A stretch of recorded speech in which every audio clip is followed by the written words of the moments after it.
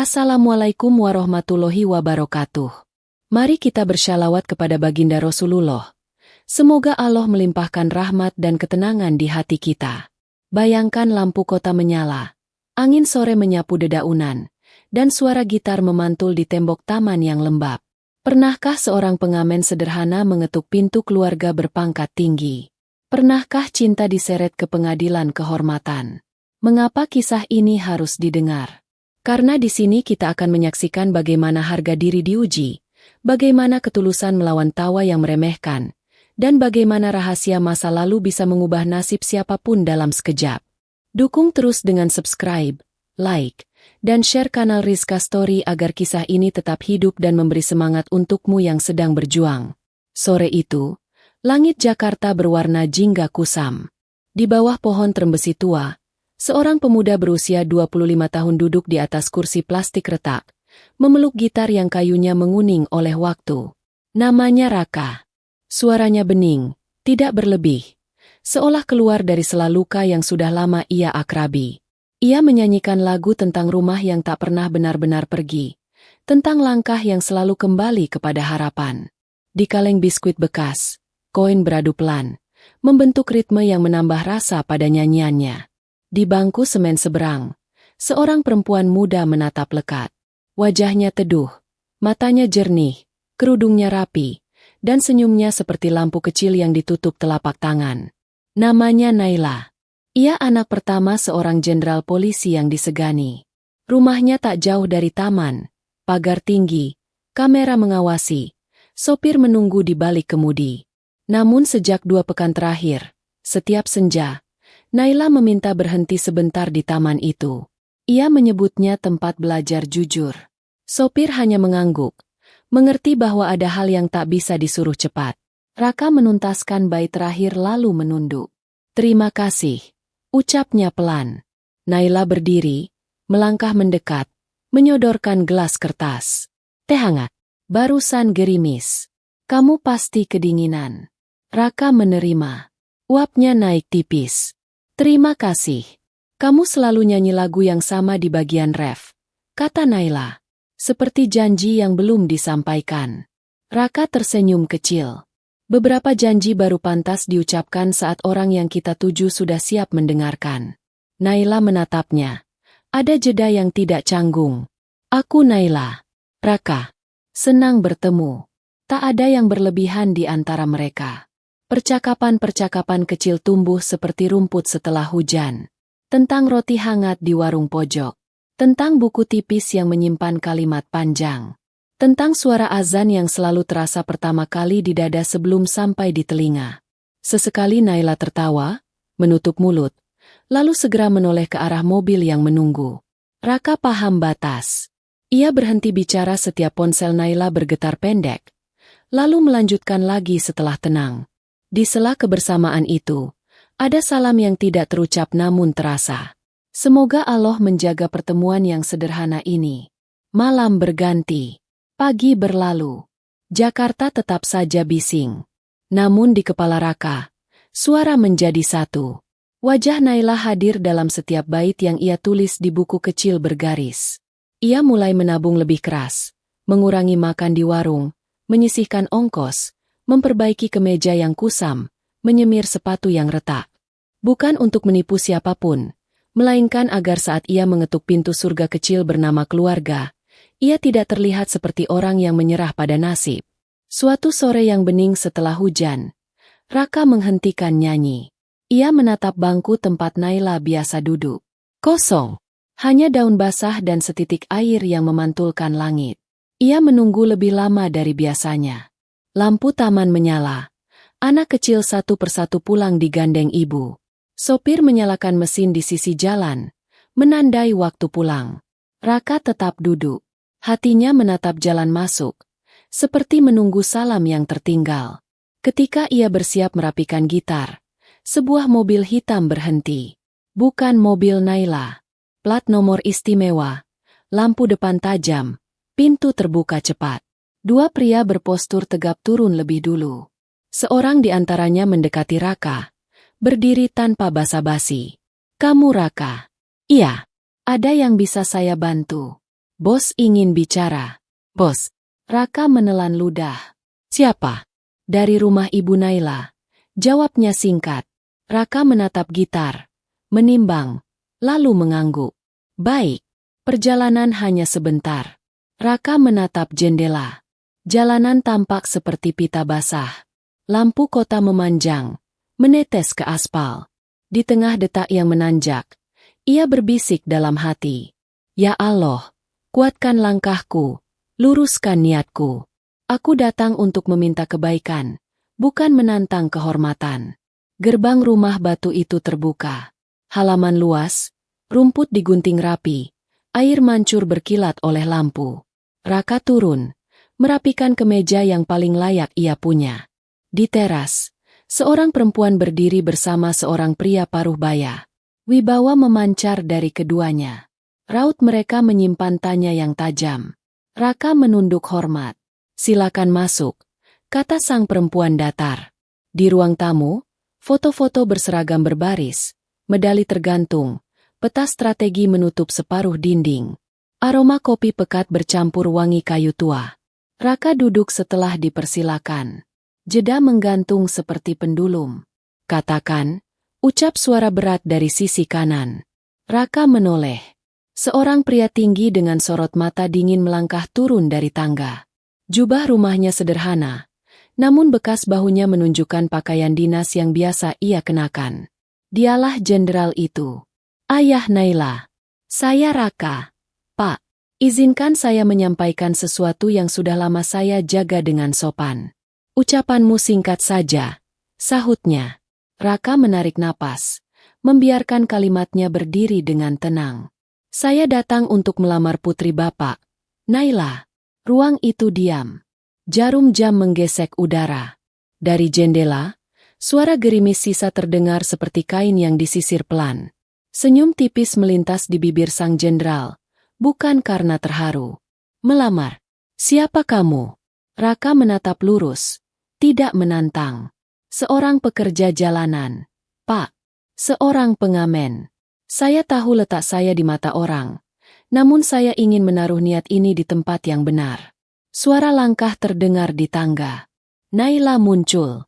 Matanya melebar melihat Raka duduk di ruang keluarga. Ia menahan napas. Kedua tangannya saling menggenggam. Ayah. Ucapnya lirih. Kau kembali ke kamar. Kata sang jenderal tanpa menoleh. Ayah, kembali. Raka mengangguk pelan kepada Naila. Isyarat halus agar ia menurut. Lalu ia menoleh lagi.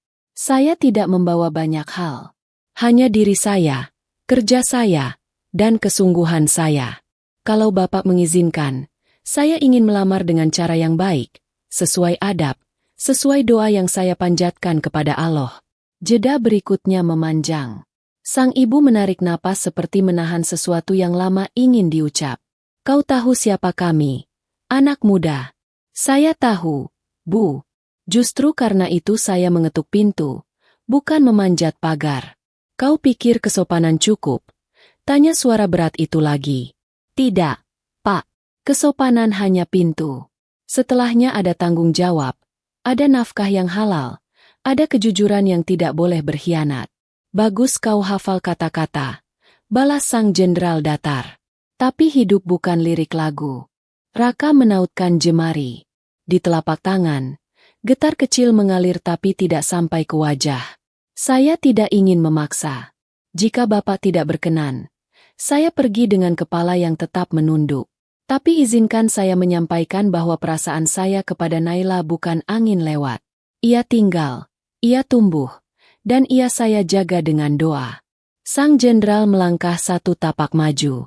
Sorot matanya mengeras. Suaranya turun satu nada. Doa tidak membuatmu menjadi cukup untuk keluargaku. Pintu samping terbuka. Seorang lelaki seumuran Raka masuk, berpakaian rapi, cincin berat di jarinya. Ayah, rapat sudah siap, katanya singkat. Lalu ia melirik Raka. Senyum yang tidak hangat mengambang di bibir. Kau tunggu di mobil, jawab sang jenderal tanpa memalingkan wajah dari Raka. Raka berdiri. Ia membungkuk sopan. Terima kasih sudah mengizinkan saya bicara. Saya pamit. Sebelum kau pergi, suara sang jenderal memaku langkahnya. Jawab satu hal. Apa rencanamu memberi masa depan untuk putriku, selain lagu? Raka menatap lantai berkilat yang memantulkan bayangannya. Saya akan kembali dengan jawaban yang tidak hanya berupa kata. Kapan? Segera, Pak. Saat pintu ini bisa saya ketuk lagi tanpa membuat Bapak merasa sedang diuji oleh takdir. Raka melangkah keluar. Hujan kecil menyentuh bahu. Di ambang gerbang, ia menengadah. Ya Allah, jika Engkau izinkan, aku ingin datang lagi bukan sekadar sebagai orang yang meminta, melainkan sebagai laki-laki yang pantas dimintai tolong. Jagalah hati Naila, kuatkan langkahku. Aku percaya pada waktu yang Engkau atur. Malam itu, buku kecil bergaris kembali terisi. Bukan lagu, melainkan rencana. Raka menulis nama yang sudah lama tak ia sentuh. Sebuah perusahaan yang pernah ia tinggalkan demi mencari tenang. Ia mengetik pesan singkat kepada seorang sahabat lama, orang kepercayaan di balik urusan besar yang ia jauhkan dari lampu kota. Kita mulai lagi. Siapkan semuanya. Dalam 7 hari, balasan datang cepat. Kiap, kami menunggu perintahmu pulang. Di ujung kalimat itu, senyum Raka tipis namun penuh arti. Langkahnya berbelok dari taman menuju dermaga usaha yang pernah ia bangun dengan keringat dan kehormatan. Jakarta menyalakan lampu lebih terang malam itu, seolah memahami bahwa seorang pengamen baru saja memutuskan sesuatu yang akan mengubah cara dunia memandangnya. Sementara di rumah batu, Naila duduk di tepi ranjang, menatap ponsel yang kosong tanpa pesan. Ia menutup mata. Semoga Allah menenangkannya. Semoga pintu yang baru saja ditutup belum benar-benar digembok oleh kesombongan. Di luar jendela, hujan merunduk. Jam menandai waktu. Dan di antara dua hati yang sama-sama berdoa, sebuah hari ketujuh diam-diam mulai berjalan. Pagi itu, rumah megah keluarga Jenderal Arman tampak lebih ramai dari biasanya. Di halaman depan, mobil-mobil mewah berjajar rapi. Para tamu datang silih berganti, membawa bingkisan dan senyum basa-basi. Hari itu bukan pesta, melainkan pertemuan keluarga besar, tempat di mana setiap kata punya makna, dan setiap pandangan bisa menilai siapa layak dianggap setara. Di tengah kesibukan itu, Naila duduk di balkon kamarnya, menatap jalan di depan rumah. Matanya terus bergerak, mencari sosok yang ia rindukan. Di tangannya, ponsel bergetar. Sebuah pesan singkat muncul. Aku akan datang sore ini. Bukan untuk mengamen, tapi untuk bicara baik-baik. Raka. Hatinya berdebar. Ia tahu apa maksud pesan itu. Ia tahu Raka bukan pria yang hanya berani berkata tanpa tindakan. Tapi ia juga tahu, ayahnya tidak akan mudah menerima siapapun yang tidak sepadan menurut dunia mereka. Menjelang sore, suara mesin motor berhenti di depan pagar besar. Satpam yang berjaga menegakkan badan. Seorang pria turun dengan kemeja putih sederhana, rambut rapi, dan senyum tenang. Di tangannya ada gitar. Tapi kali ini bukan untuk bernyanyi. Permisi, saya ingin bertemu dengan Jenderal Arman, ucap Raka sopan. Satpam saling pandang. Lalu salah satu masuk melapor. Tak lama, pintu besar rumah itu terbuka. Seorang pria tegap dengan seragam kebanggaan polisi keluar. Langkahnya berat tapi berwibawa. Kau yang namanya Raka. Suaranya tegas. Benar, Pak. Saya datang dengan niat baik. Untuk apa? Raka menarik napas dalam-dalam. Saya ingin melamar putri Bapak, Naila. Sejenak, udara berhenti bergerak. Lalu tawa kecil terdengar dari arah balkon. Kakak Naila, Davin, yang sedang meneguk kopi, hampir tersedak. Serius kamu? Katanya sambil menatap Raka dari atas kepala hingga ujung sepatu. Kamu ini pengamen, kan? Atau sudah naik pangkat jadi tukang servis gitar? Raka tidak menjawab. Ia hanya menunduk, menahan setiap kata agar tidak berubah jadi amarah. Jenderal Arman menatap lurus. Kau tahu siapa aku? Anak muda. Tahu, Pak. Lalu kau pikir, datang ke rumah seorang jenderal dengan niat seperti itu bukan penghinaan? Raka menggeleng. Tidak, Pak. Saya datang justru untuk menghormati Bapak. Saya tidak ingin membawa putri Bapak sembunyi-sembunyi. Saya ingin meminta izin, dengan cara yang terhormat. Suara langkah lembut terdengar dari belakang. Naila turun dari tangga. Wajahnya tegang. Ayah, jangan marah. Aku yang suruh dia datang.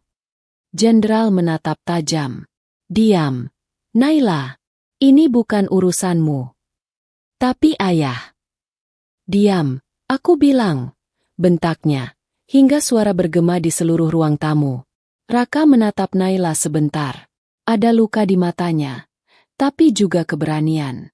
Saya tahu saya bukan siapa-siapa, Pak, tapi saya punya tekad. Saya bekerja keras. Saya yakin Allah akan bukakan jalan untuk saya bisa membahagiakan Naila.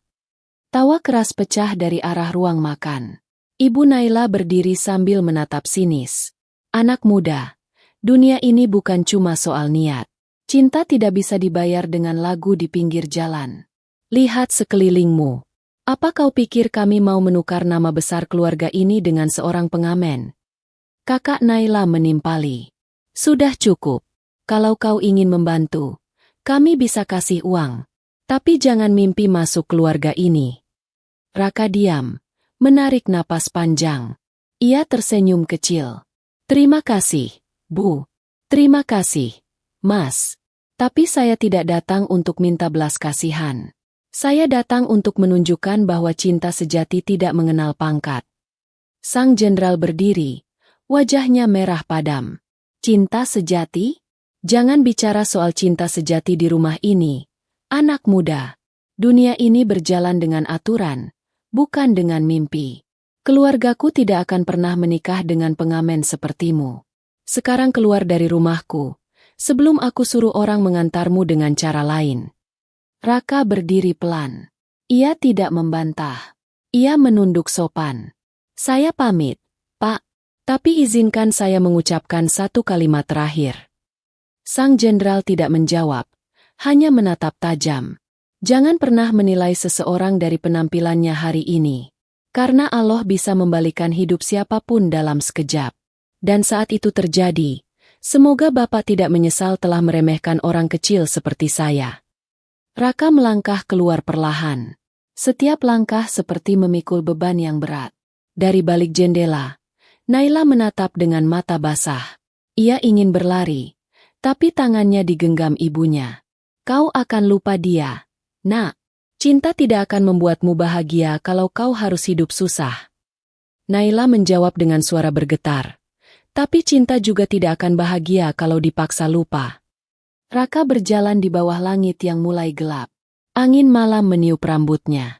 Ia menggenggam gitar erat, menatap ke atas. Ya Allah, aku tidak marah. Aku hanya ingin engkau tunjukkan pada mereka bahwa kehormatan manusia tidak ditentukan dari pakaian, tapi dari kejujuran dan kerja keras. Aku akan kembali, bukan dengan dendam, tapi dengan bukti. Langkah Raka menurun menuju jalan besar. Ia membuka ponsel, menelpon seseorang dengan suara tenang. Ya, ini Raka. Aku minta kamu siapkan semuanya. Aku akan datang ke kantor pusat besok. Sudah waktunya aku kembali ke tempat yang dulu kutinggalkan. Suara di ujung telepon menjawab dengan hormat. Siap, Pak Raka. Semua direksi sudah menunggu. Dunia tambang butuh tangan Anda lagi. Raka tersenyum tipis. 7 hari. Setelah itu aku akan kembali, bukan untuk membuktikan harga diriku, tapi untuk menepati janji pada hatiku. Sementara itu di rumah besar, Jenderal Arman duduk di ruang kerjanya, menatap foto Naila kecil yang tertawa di pangkuannya. Di sudut hatinya, ada perasaan ganjil. Entah mengapa wajah pemuda itu tetap terbayang. Suara lembutnya, cara ia menunduk sopan, dan kalimat terakhirnya menggema di kepala. Allah bisa membalikan hidup siapapun dalam sekejap. Dan malam itu, tanpa ada yang tahu, takdir mulai menulis ulang arah hidup mereka. 1 minggu telah berlalu sejak hari itu. Sejak Raka diusir dari rumah megah keluarga Jenderal Arman dengan kata-kata yang membakar harga diri. Namun dunia tak selalu berputar dalam satu arah. Kadang, yang dulu dipandang rendah, Justru disiapkan Allah untuk berdiri paling tinggi di antara mereka yang menertawakannya. Hari itu, matahari bersinar terik di Jakarta. Di Hotel Bintang 5 kawasan Sudirman, berlangsung acara besar, pertemuan para pengusaha tambang nasional. Nama-nama besar berkumpul, termasuk PT Nusantara Coal Mining, perusahaan tambang batu bara terbesar di Indonesia yang baru saja mengganti direkturnya. Di atas panggung utama, layar besar menampilkan nama yang membuat banyak orang terkejut. Direktur utama baru, Raka Pradipta. Raka berjalan ke atas panggung dengan setelan jas abu-abu elegan, dasi biru tua, dan langkah mantap. Tidak ada sisa dari sosok pengamen jalanan yang dulu bernyanyi di taman. Wajahnya tenang, matanya teduh tapi tajam, dan di belakangnya berdiri dua pengawal pribadi yang menjaga jarak sopan. Saat pidato dimulai, semua mata tertuju padanya. Bapak, Ibu, dan rekan semua. Suaranya rendah namun mantap. Dulu saya hanyalah seorang anak muda yang hidup di jalan, mencari nafkah dengan gitar dan suara. Tapi dari jalanan itulah saya belajar tentang nilai kerja keras, ketulusan, dan bagaimana Allah bisa mengangkat siapapun yang bersabar. Ruangan itu hening. Raka tersenyum kecil. Hari ini, saya kembali bukan untuk menunjukkan siapa saya sekarang, tapi untuk membuktikan bahwa kejujuran, kalau dijaga, akan membawa kita ke tempat yang tidak pernah kita bayangkan. Tepuk tangan bergemuruh memenuhi aula megah itu. Beberapa wartawan sibuk memotret. Nama, Raka Pradipta, menjadi tajuk utama di berbagai media sore itu. Malam harinya, rumah besar keluarga Jenderal Arman kembali ramai. Kali ini mereka sedang mengadakan pesta ulang tahun pernikahan sang jenderal. Para pejabat, perwira tinggi, dan tokoh penting datang menghadiri. Di tengah tawa dan musik lembut, Naila duduk diam di sudut ruang, menatap langit malam melalui jendela besar. Hatinya masih di tempat yang sama, di taman, di sore yang penuh lagu, di tatapan mata pengamen yang kini entah di mana.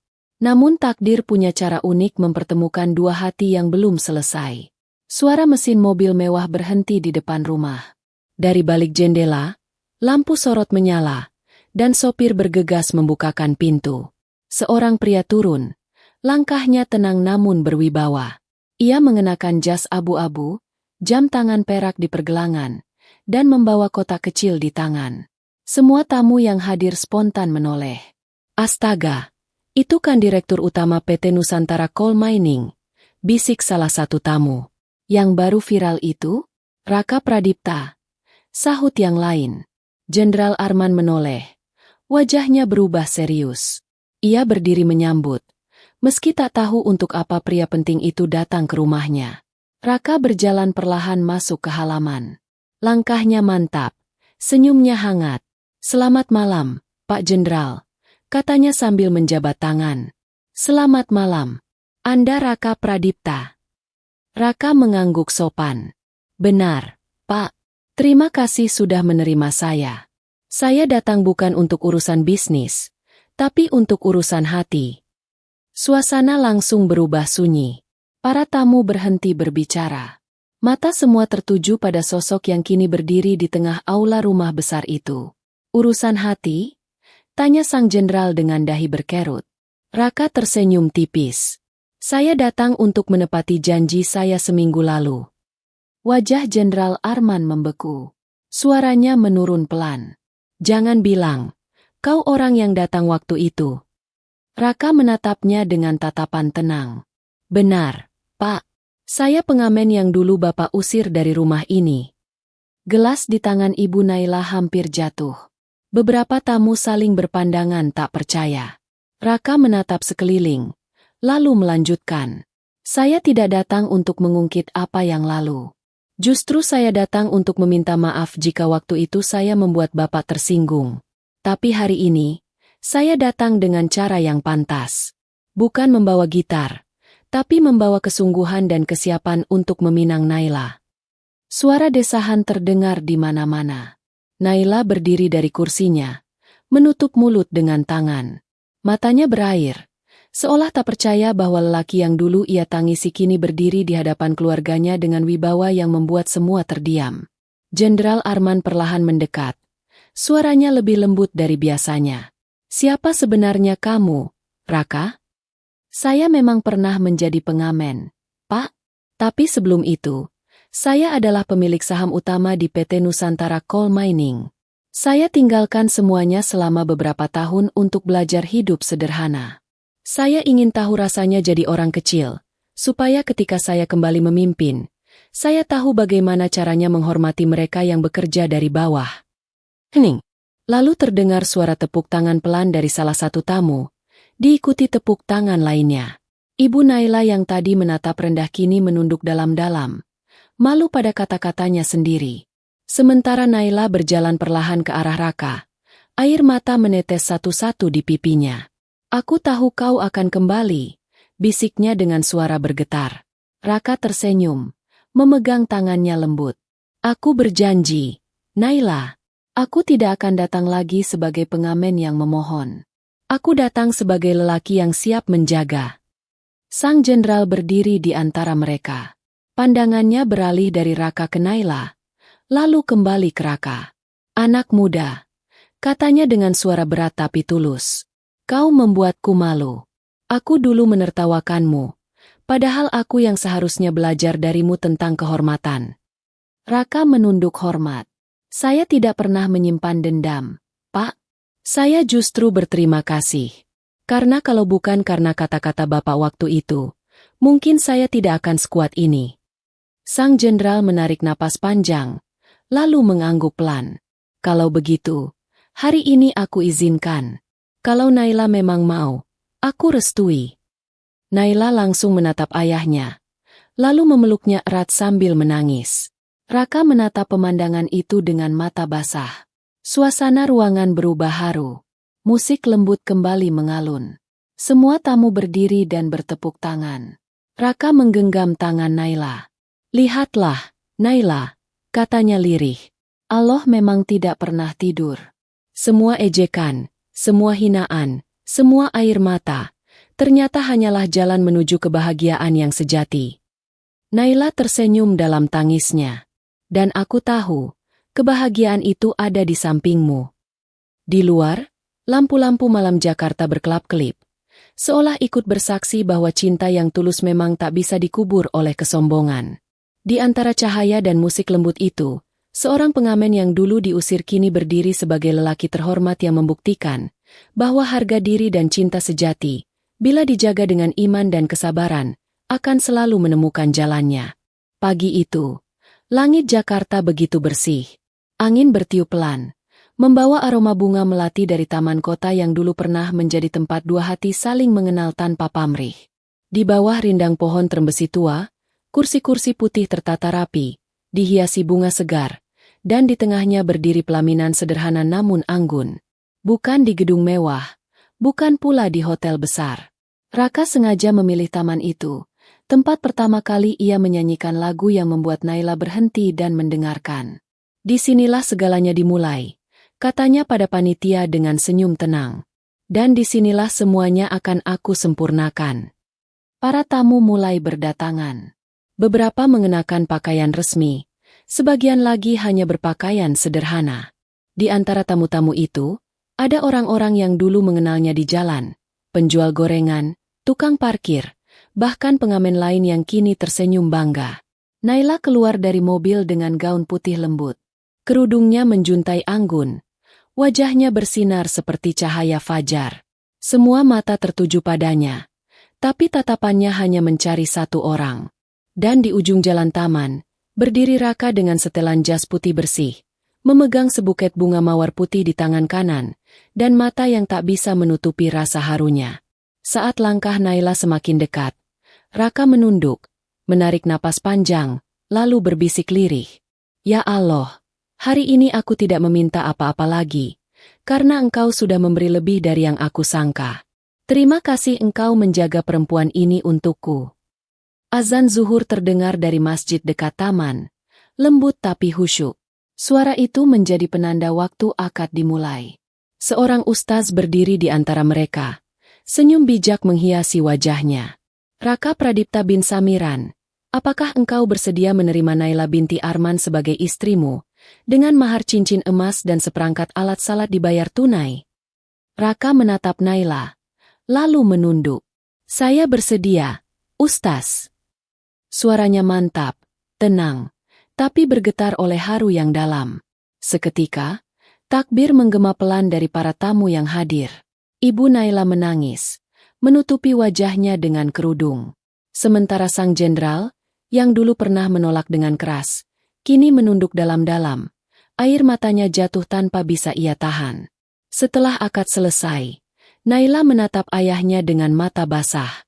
"Terima kasih, Ayah, karena akhirnya Ayah mengizinkan aku bahagia dengan caraku." Sang jenderal tersenyum pelan. Suaranya serak. "Kau benar, Nak. Aku dulu terlalu sombong melihat dunia dari pangkat, bukan dari hati. Lihatlah, lelaki yang dulu kuanggap pengamen jalanan, kini menjadi menantu yang lebih terhormat dari siapapun." Raka menunduk hormat di hadapan mertuanya. "Terima kasih, Pak. Saya tidak akan lupa pelajaran terbesar dari Bapak, bahwa kehormatan sejati bukan tentang siapa yang berkuasa, tapi siapa yang mau belajar rendah hati." Setelah prosesi, Raka berjalan ke arah kursi tua di bawah pohon besar, tempat ia dulu sering duduk sambil memetik gitar. Ia membawa Naila bersamanya. "Kau masih ingat?" tanya Naila tersenyum. "Bagaimana mungkin aku lupa?" jawab Raka. "Dari sinilah aku pertama kali tahu rasanya berharap. Dan dari sinilah aku belajar bahwa kalau Allah sudah berkehendak, tidak ada hinaan yang bisa menghalangi takdir." Ia lalu memetik gitar tua yang kini sudah diperbaiki dan diukir nama Naila Raka di bagian belakangnya. Ia bernyanyi pelan, lagu yang sama seperti dulu. Suaranya lembut, mengalun di antara pohon dan langit biru. "Cinta bukan tentang siapa kau dulu, tapi tentang siapa kau mau jadi. Dan aku memilih menjadi lelaki yang siap menjemputmu, bukan sekadar mencintaimu dari jauh." Naila meneteskan air mata, bukan karena sedih, tapi karena bahagia yang sulit diungkap dengan kata. Ia menatap Raka lama, lalu berkata lirih, "Aku bangga padamu, Mas. Kau membuktikan bahwa orang yang sederhana pun bisa memiliki cinta yang luar biasa." Para tamu bertepuk tangan. Anak-anak kecil berlari membawa balon. Taman itu menjadi saksi bagaimana Allah menulis kisah cinta dua manusia yang dulu berbeda dunia, namun disatukan oleh ketulusan dan keyakinan. Sore menjelang. Cahaya matahari menembus sela daun, menciptakan bayangan lembut di wajah mereka berdua. Raka menggenggam tangan Naila dan berbisik pelan. "Dan kini, aku tidak lagi pengamen yang menunggu uang receh. Aku pengamen yang sudah menemukan lagu terakhirku, namanya Naila." Suara gitar berhenti, tapi gema cintanya terus hidup, menyatu dengan angin dan doa yang naik ke langit. Dan di taman kecil itu, dua hati yang pernah dipisahkan oleh kesombongan kini disatukan oleh rahmat Allah selamanya. Beberapa bulan setelah pernikahan mereka, kehidupan Raka dan Naila tampak tenang. Rumah sederhana di kawasan pegunungan puncak menjadi tempat mereka berdua menetap. Bukan rumah besar dengan gerbang besi, tapi rumah hangat dengan suara air sungai yang mengalir di belakang dan aroma kopi setiap pagi. Raka setiap hari berangkat pagi, mengenakan jas abu-abu dan mobil hitam sederhana tanpa pengawal. Meski ia kini seorang direktur utama tambang batu bara, ia tetap memilih hidup sederhana. "Aku dulu belajar dari jalanan, Naila. Kalau kesederhanaanku tinggalkan, aku takut lupa siapa aku sebenarnya," ucapnya suatu pagi sambil menatap langit yang perlahan berwarna biru muda. Naila tersenyum, menyiapkan sarapan. "Dan aku mencintaimu justru karena itu. Karena kau tidak berubah setelah semua ini." Namun kebahagiaan, seperti halnya matahari, tidak selalu bersinar tanpa awan. Sore itu, telepon Raka berdering di kantor. Nama yang muncul di layar membuatnya diam sejenak. Davin Arman. "Kakak Naila." "Assalamualaikum." Suara di ujung telepon terdengar dingin. "Waalaikumsalam, Mas Davin. Ada apa?" "Aku ingin bicara. Datanglah ke rumah orang tuaku malam ini. Ada hal yang perlu dijelaskan." Nada suaranya tegas dan tanpa ruang tanya. Raka menatap keluar jendela, merasakan firasat yang aneh. Malamnya, Raka tiba di rumah mertuanya. Kali ini, ia disambut dengan cara berbeda. Tidak ada ejekan, tidak ada pandangan merendahkan. Tapi suasana dingin yang menusuk. Di ruang tamu, sudah duduk Jenderal Arman, istrinya, dan Davin dengan ekspresi serius. Naila ada di sana. Wajahnya tegang dan matanya sudah basah. "Silakan duduk," kata sang jenderal pelan. Raka duduk. "Ada apa, Pak?" Sang jenderal menggeser sebuah amplop tebal ke meja. "Ini, datang ke rumah sore tadi. Tidak ada nama pengirim, tapi isinya, tentang kamu." Raka membuka amplop itu perlahan. Di dalamnya ada beberapa lembar foto, menunjukkan dirinya bertahun-tahun lalu, di lokasi tambang, bersama beberapa orang berseragam kerja, dan di antara mereka ada seorang pria tua dengan wajah keras yang sedang menandatangani dokumen. Di pojok foto, ada tulisan tangan. "Bos yang kau banggakan ini dulunya orang yang menyebabkan kecelakaan tambang Samarinda 2017. Naila menatap Raka tak percaya. "Mas, apa ini benar?" Raka menghela napas panjang. Ia menatap foto itu lama, lalu menutup matanya. "Ya, kecelakaan itu memang pernah terjadi. Tapi bukan aku penyebabnya." Davin menatap tajam. "Tapi media waktu itu menyebut namamu. Raka, kau menghilang setelahnya, lalu muncul lagi sebagai orang besar. Bagaimana kami harus percaya?" Suasana hening. Hanya suara detak jam yang terdengar. Raka menunduk, lalu berbicara dengan suara tenang namun berat. "Ya, aku memang pergi waktu itu. Karena aku dijebak." Semua mata tertuju padanya. "Waktu itu aku masih muda. Baru dipercaya memimpin proyek di Kalimantan Timur. Ada kebocoran pipa gas di lokasi tambang. Tapi pihak pengawas memaksa proyek tetap jalan karena tekanan dari atas. Aku sudah memperingatkan mereka. Tapi peringatan itu diabaikan. 3 hari kemudian, terjadi ledakan. 5 pekerja meninggal, belasan luka. Dan orang yang paling bertanggung jawab justru menimpakan kesalahan padaku. Aku dijadikan kambing hitam. Saat itu aku tidak punya kekuatan, tidak punya bukti. Jadi aku memilih pergi. Aku pergi agar mereka berhenti memburuku, sambil mengumpulkan semua bukti yang akhirnya membuktikan aku tidak bersalah." Sang jenderal menatap tajam. "Dan sekarang, semua bukti sudah kupublikasikan melalui pengacara perusahaan. Orang yang menjebakku sudah ditangkap kemarin sore. Bahkan dia sudah mengaku di depan penyidik." Davin menatap Naila, lalu menunduk. Ia terdiam. Naila menatap suaminya lama, kemudian mendekat, menggenggam tangannya. "Mas, kenapa tidak kau ceritakan dari dulu?" Raka menatap lembut. "Aku tidak ingin kau menikah denganku karena iba. Aku ingin kau melihatku seperti yang kau lihat dulu, seorang pengamen yang mencoba jujur, bukan pengusaha yang punya masa lalu kelam." Naila menangis. "Tapi kali ini bukan karena marah atau kecewa. Kau selalu membuatku belajar banyak hal, Mas. Tentang sabar, tentang maaf, dan tentang keikhlasan." Sang jenderal menarik napas panjang. "Aku dulu menolakmu karena aku takut anakku menderita. Tapi malam ini, aku tahu, justru kau yang membuatnya kuat." Ia berdiri, mendekat, menepuk bahu Raka. "Maafkan aku, Nak. Aku bangga punya menantu sepertimu." Raka menunduk dalam, menahan air mata yang hampir jatuh. "Terima kasih, Pak. Semua ini bukan karena aku kuat, tapi karena Allah tak pernah meninggalkan orang yang berjuang dengan cara benar." Suasana malam itu berubah hangat. Semua duduk bersama, bercerita, bahkan tertawa kecil untuk pertama kalinya. Foto-foto di meja dibakar perlahan di halaman belakang. Api kecil memantulkan cahaya di wajah Raka, Naila, dan keluarga yang kini benar-benar utuh. Saat semua telah pulang, Raka dan Naila duduk di teras rumah, memandangi bintang-bintang. "Mas," bisik Naila, "setelah semua ini, apa yang paling ingin kau lakukan?" Raka tersenyum, menatap langit. "Aku ingin kembali ke taman itu. Bukan untuk bernyanyi, tapi untuk memberi beasiswa bagi anak-anak jalanan yang masih harus mengamen demi makan." Karena aku tahu, di antara mereka, pasti ada satu Raka kecil yang sedang menunggu kesempatan untuk membuktikan diri. Naila menatap suaminya penuh bangga. Kau memang tidak pernah berhenti menjadi pengamen, ya?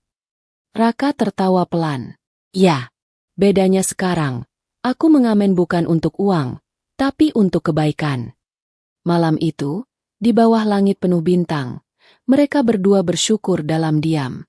Hidup tak lagi tentang siapa yang menang, tapi siapa yang tetap rendah hati saat Allah meninggikan derajatnya. Pagi itu, udara puncak dingin dan lembab. Embun masih menempel di daun teh ketika Raka berdiri di depan sebuah bangunan sederhana dengan papan nama baru bertuliskan, Yayasan Cahaya Jalanan Indonesia. Di bawah tulisan itu, terukir kalimat kecil yang ia pilih sendiri. Dari suara kecil, lahirlah harapan besar. Beberapa anak kecil berdiri di halaman dengan seragam sederhana dan wajah penuh semangat. Ada yang masih membawa gitar tua, ada yang memegang alat musik bekas kaleng, dan ada pula yang hanya datang dengan tangan kosong, tapi matanya menyimpan mimpi besar. Naila berdiri di samping Raka, mengenakan gamis biru muda dan kerudung putih. Senyumnya lembut, tapi penuh kebanggaan. Mas, rasanya seperti mimpi, katanya pelan. Raka menatap sekeliling. Dulu aku bernyanyi di jalanan untuk bertahan hidup, Naila.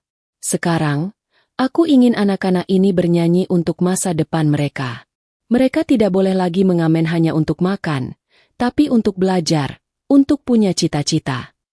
Di halaman, beberapa relawan menata alat musik dan buku pelajaran. Raka melangkah ke depan, memanggil semua anak untuk berkumpul. Anak-anak, suaranya tenang. Aku tahu kalian mungkin pernah merasakan lapar, pernah disepak oleh orang yang tak mengerti, pernah ditertawakan karena suara kalian. Tapi jangan pernah malu menjadi diri sendiri. Suatu hari nanti, dunia akan mendengarkan kalian, seperti dunia pernah mendengarkanku. Anak-anak itu bertepuk tangan, beberapa meneteskan air mata tanpa tahu mengapa. Di antara mereka, seorang anak laki-laki kurus mengangkat tangan. Bang Raka, beneran bisa ya? Orang kaya kita berubah nasib. Raka tersenyum. Kalau Allah berkehendak, jangankan berubah nasib, gunung pun bisa berpindah tempat. Yang penting, kamu jujur, sabar, dan jangan berhenti berdoa. Suasana jadi haru. Naila menatap Raka dengan mata berkaca-kaca. Mas, kata-katamu itu seperti doa yang hidup. Raka tertawa kecil. Mungkin karena dulu aku pernah mengucapkannya di antara debu jalan dan nyanyian malam.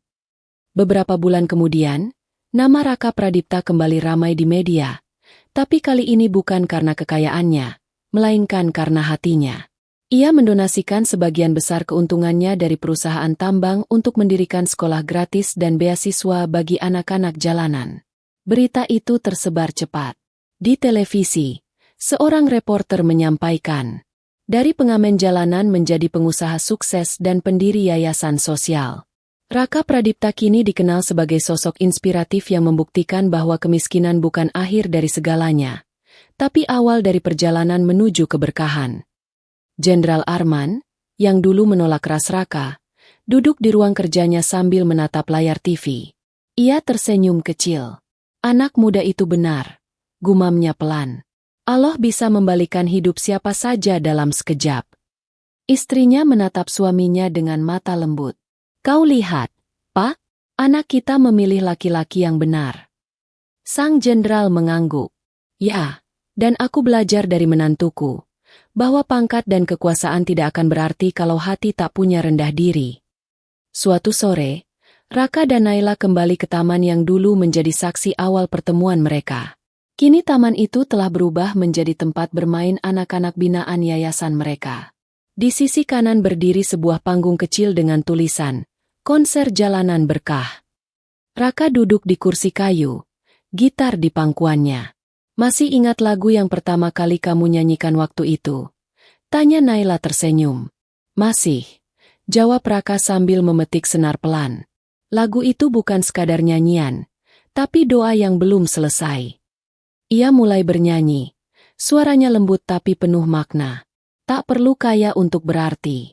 Tak perlu pangkat untuk dihormati. Cukup tulus, cukup sabar, cukup percaya. Karena Allah tahu siapa yang berjuang dengan hati. Anak-anak ikut bersenandung. Suara kecil mereka berpadu dalam harmoni sederhana yang hangat. Beberapa pengunjung taman berhenti, menatap, lalu ikut menyanyi tanpa sadar. Di antara kerumunan, Naila menatap Raka dengan mata penuh cinta. "Mas, kau tidak hanya mengubah hidupmu, tapi hidup banyak orang." Raka menatap balik, senyumnya tulus. "Aku hanya menanam apa yang dulu tak sempat aku panen. Sekarang biarlah mereka yang menuainya." Menjelang maghrib, matahari menurun perlahan. Langit oranye memantulkan warna ke wajah mereka berdua.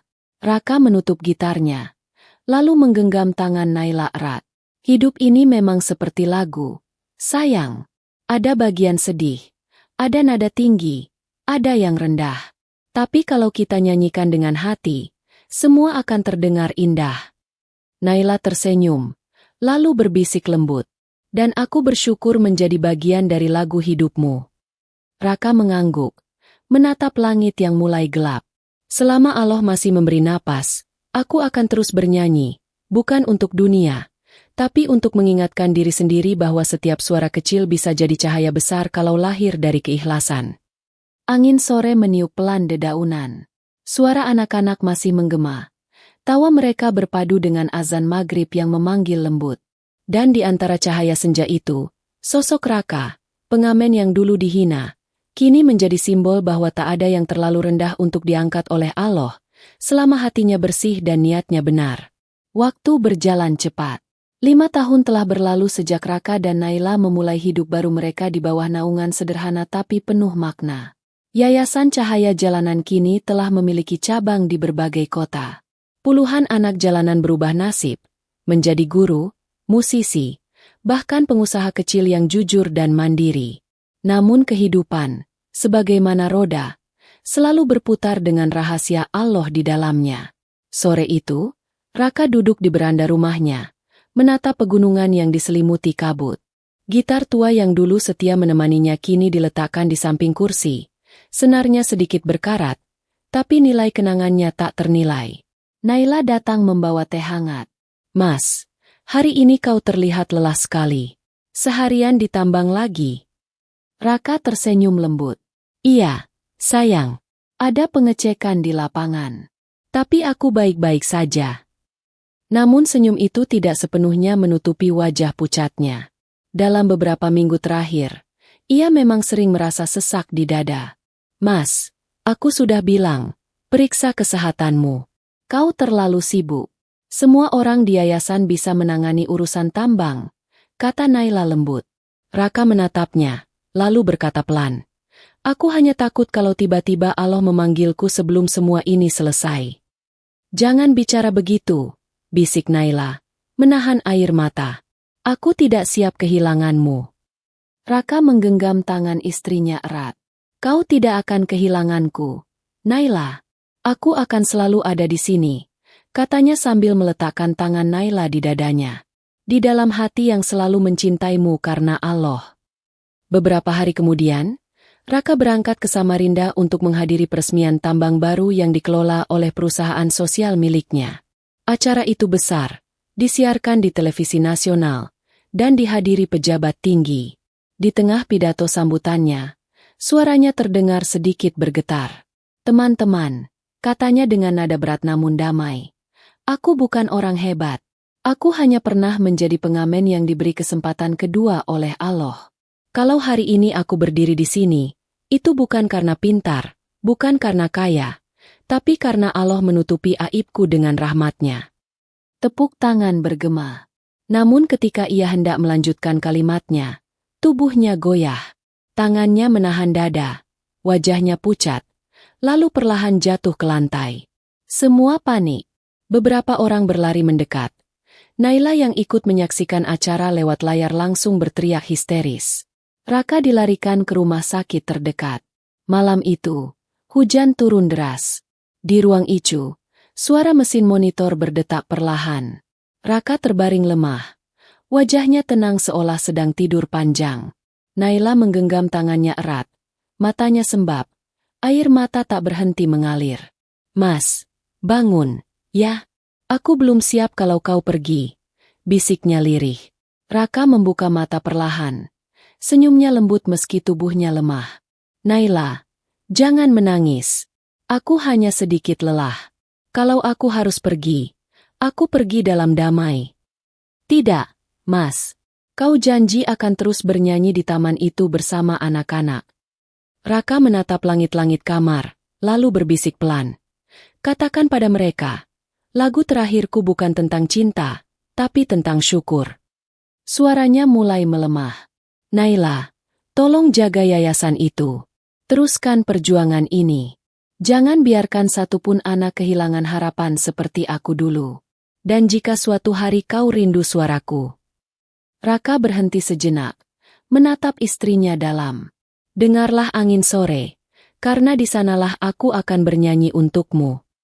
Air mata Naila jatuh deras. Mas, aku janji akan teruskan semuanya.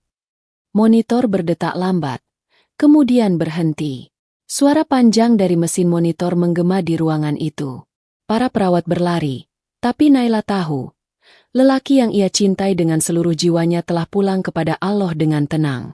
Beberapa bulan setelah kepergian Raka, taman tempat mereka pertama kali bertemu diresmikan ulang dengan nama baru, Taman Cinta Raka Naila. Di tengah taman itu berdiri patung kecil seorang pengamen memegang gitar, dengan ukiran kalimat yang membuat semua yang membaca terdiam lama. Jangan hina seseorang karena penampilannya hari ini. Karena Allah mungkin sedang menyiapkan dia untuk menjadi orang yang kau hormati esok hari. Setiap sore, anak-anak yayasan datang bernyanyi di taman itu. Lagu-lagu yang dulu dinyanyikan Raka kembali terdengar. Lembut tapi penuh makna. Naila sering datang, duduk di bangku yang sama, menatap langit sore sambil memeluk gitar tua peninggalan suaminya. Mas, bisiknya setiap kali angin berhembus. Aku dengar suaramu di antara dedaunan. Kau tidak benar-benar pergi, kan? Angin berhembus lembut, menyentuh wajahnya. Di antara gemerisik daun, seolah terdengar suara yang ia kenal sangat baik. Suara Raka, tenang, damai, dan penuh kasih. Aku tidak pernah pergi, Naila. Aku hanya pulang lebih dulu. Teruslah bernyanyi, dan jadilah cahaya untuk mereka yang masih dalam gelap. Naila tersenyum dalam tangis. Ia menatap langit senja dan berbisik. Insya Allah, Mas, aku akan teruskan. Langit perlahan berubah jingga. Burung-burung pulang ke sarang. Suara anak-anak bernyanyi di taman itu menjadi doa panjang yang naik ke langit, menembus awan, dan menyatu dengan zikir semesta. Dan di antara bayangan senja yang temaram, sosok Raka seolah berdiri di bawah pohon tua itu lagi, tersenyum sambil memetik gitarnya. Pengamen yang dulu dihina, tapi akhirnya menjadi manusia yang meninggalkan jejak cinta dan kebaikan untuk seluruh negeri.